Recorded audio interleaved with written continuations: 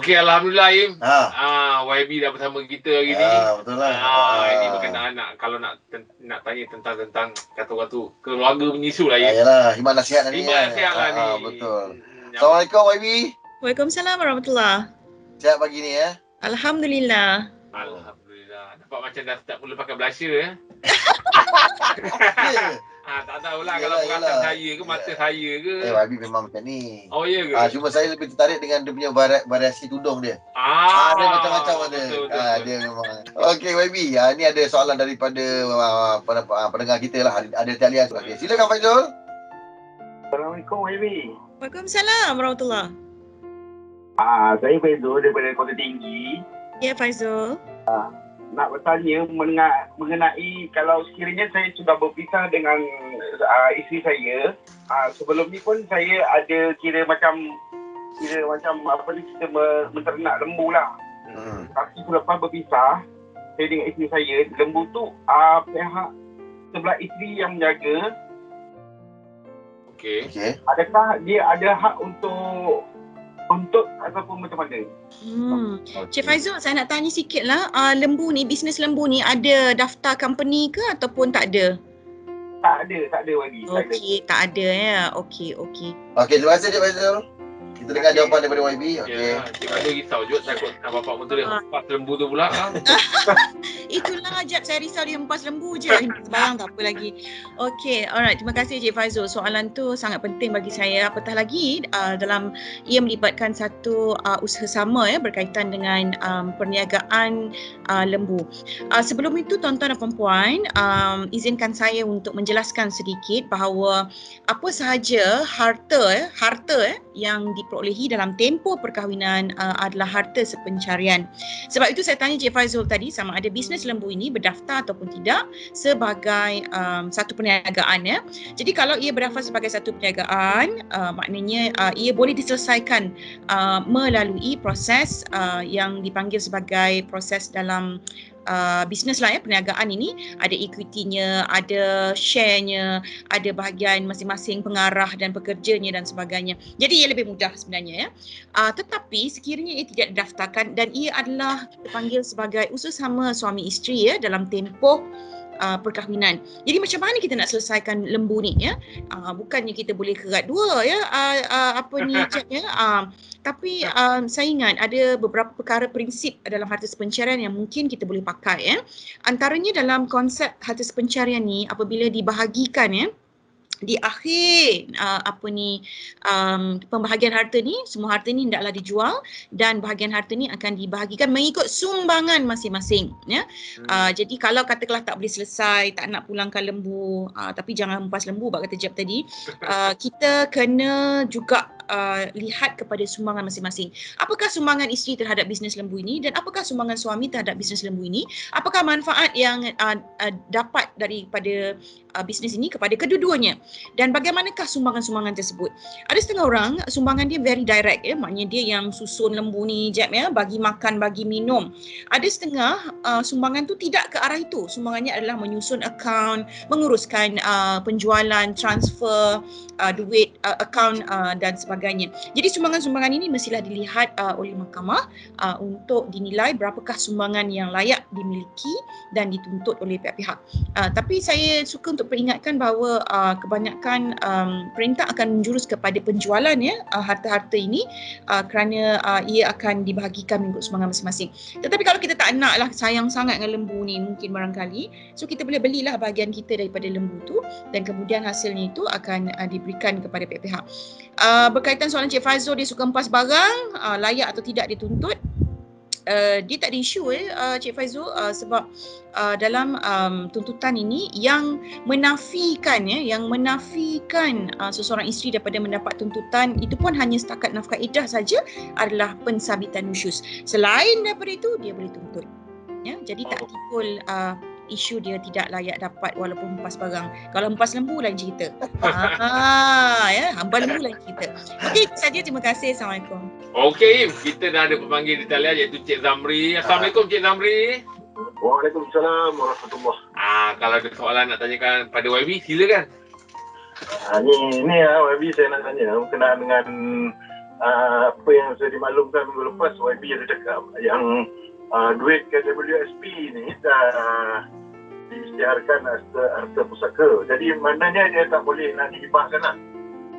Soalan kedua ni saya nak tanya pula, sekiranya orang yang mempunyai duit KWSP ni sampai saat dia ada keluarkan wang tu, maknanya dia dah tak tertakluk kepada pembagian secara faraid tu lah. Soalan saya. Okey, alright. Okey, terima kasih pada Encik yang bertanya. Maknanya kan dia memang Cik Rahim ya, dia ikut betul ya siaran kita ni. Dia ingat lagi soalan minggu lepas. Bagus ni. Ini memang siaran bagus, maknanya sampai melata manusia, insya-Allah dapat manfaat kepada semua. Saya ingat soalan ini memang kita dah jawab minggu lepas dan memang KWSP ini adalah faraid. Adapun pada soalan Encik yang bertanya tadi, kalau dia dah keluarkan dia dah keluarkan KWSP tu, adakah ia masih tertakluk kepada yang kita panggil sebagai faraid ya. Baik, di sini saya ingat perlu ada penjelasan yang spesifik lah ya.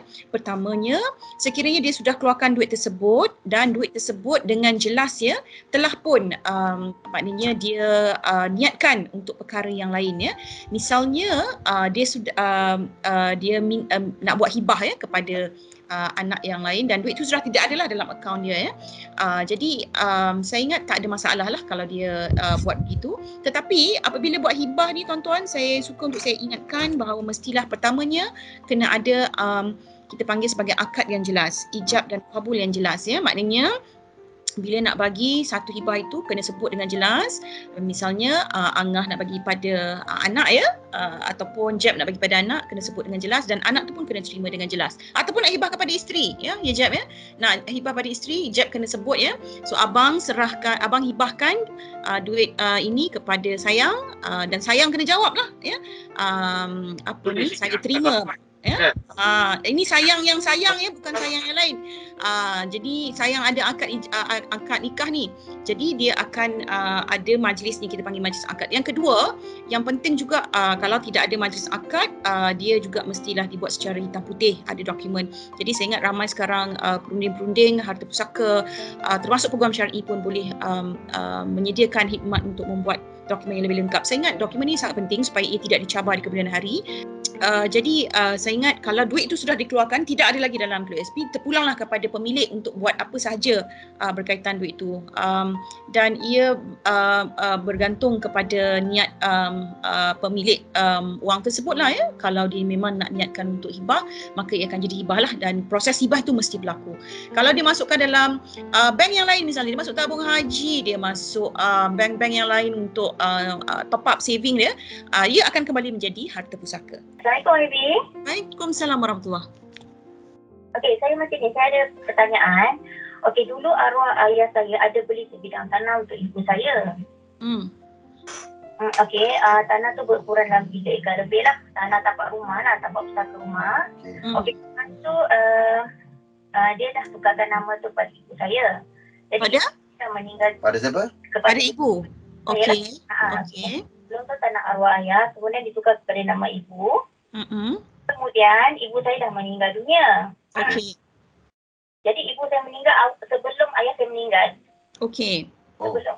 Okey. Lepas tu kemudian selepas ibu saya meninggal dunia, ayah saya tukarkan nama tu sebab ibu saya pesan kalau boleh tanah rumah tu bagi kepada adik saya sebab ayah saya ada tanah yang lain lah untuk dibahagi-bahagikan kepada anak-anak dia yang lain. Jadi, ketika itu adik saya berumur 16 tahun, jadi tak cukup umur untuk ditukarkan nama. Dan saya berumur 20 tahun dan kakak saya berumur 24 tahun. Jadi saya cakap letak nama kakak saya dulu sebagai pemegang amanah lah. Pihak pejabat tanah tu ada cakap kita letakkan nama salah seorang anak dia sebagai pemegang amanah. Jadi ayah saya bersetuju letakkan nama kakak saya. Jadi sekarang ayah saya pun dah meninggal dunia. Jadi itu masih tidak di bawah pemegang amanah lah, dalam geran masih dalam pemegang amanah. Jadi sekarang adik saya nak tuntutlah tanah tu kan, tanah pusaka tu nak tukarkan nama milik dia lah. Tapi kakak saya cakap kalau nak balik tanah tu kena bayar dia sejumlah wang lah. Jadi apa yang saya fahamlah daripada makcik-makcik saya pernah cakap dengan saya bahawa tanah tu ayah saya nak bahagikan kita sebab dia 3 ekar lebih. Di permulaan adalah tapak rumah, berhadapan tapak rumah ada kebun, di belakang rumah ada sendang lebih kurang 5 relung dan di selebihnya adalah kebun. Jadi pengikutnya nak dibahagikan 3, tapi saya punya bahagian saya cakap saya tak nak ambil. Jadi selebihnya bagi semua dekat adik saya. Jadi tapi kakak saya tak nak lepaskan tanah tu kalau kita tak bayar. Jadi macam mana solusi ini? Kena ke mahkamah ke atau ke pejabat tanah ke atau macam mana? Okey. Boleh Terima kasih. YB? Terima kasih. Boleh. Terima kasih. Siti namanya ya. Terima kasih Siti. Siti ni saya anggap sebagai antara adik-beradik yang cukup amanah lah dengan pesanan-pesanan daripada ibu bapa. Sebenarnya tuan-tuannya, amanah-amanah beginilah yang selalu kita jumpa dalam mahkamah, yang ada yang dapat dibuktikan, ada yang tidak dapat dibuktikan. Itulah dia hujan pula pagi ni, mendung, rasa sedih pula dengar cerita Siti ni ya. Sebab inilah dalam masyarakat kita ya yang banyak berlaku apabila berlaku pertembungan ya sebegini. Tetapi nasihat saya kepada Siti, pertamanya dia boleh pergi ke mahkamah untuk membuat perisytiharan hibah. Memandangkan kalau berdasarkan cerita tadilah ya, cukup jelas bahawa arwah bapa ini memang nak serahkan tanah ataupun sekeping tanah itu kepada adiknya. Cuma masalahnya ketika itu adik itu tidak cukup umur. Jadi diserahkan pada kakak sebagai pemegang amanah. Pemegang amanah ni saya nak peringatkan dia adalah pemegang amanah sahaja. Ya, dia tak boleh ugut orang minta duit ataupun kalau nak balik harta ni kena bayar sejumlah duit, tak boleh.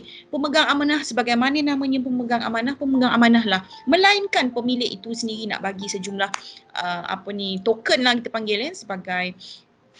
panggil sebagai penghargaan ya kepada tugas dia menjaga amanah tersebut. Tetapi penjaga amanah tidak boleh berbuat demikian ya, mengugut orang dan sebagainya. Jadi saya nasihatkan pada Siti untuk ke mahkamah syariah bahawa adik ni sebagai pemohon, saya ingat kalau dah cukup umur dia boleh minta balik lah ya. Tetapi kena provide satu dokumen yang lengkap menunjukkan bahawa kakak ni hanya pemegang amanah. Kedua, hadirkan saksi yang lengkap yang dengar bahawa dan tahu bahawa bapa memang serahkan tanah tersebut kepada adik. Jadi saya ingat itu antara perkara yang cukup penting dan jelas. Sebab tu saya kata tadi ya dalam soalan yang sebelum ni tadi kan, bila kita serahkan kepada seseorang tu untuk hibah kepada anak, isteri dan sebagainya, kena jelas ya. Satu, lafaz. Kedua, dari segi dokumentasi. Jadi kena buat siap-siap lah ya bagi mereka yang mahu membuat hibah ini. Jadi saya ingat itu antara perkara yang Siti boleh buat terlebih dahulu untuk clearkan ya kedudukan tanah tersebut adalah sebagai hibah kepada adik. Jadi semua proses yang lain-lain yang melibatkan pejabat tanah akan terhenti sehinggalah mahkamah syariah mengeluarkan kita panggil sebagai satu deklarasi ataupun perintah yang menyatakan bahawa tanah tersebut adalah sama ada hibah yang diserahkan kepada adik tersebut sah atau tidak, dan mengarahkan pendaftar untuk remove lah pemegang amanah ni kerana penerima sebenar tanah tersebut sudah pun mencapai umur misalnya dan sudah boleh menguruskan hartanah tersebut sendiri. Jadi saya harap Siti dapat segera melakukan proses ini supaya tanah ini dapat dikembalikan kepada pemilik asal mengikut niat hibah arwah ayah tersebut. Itu saja. Terima kasih.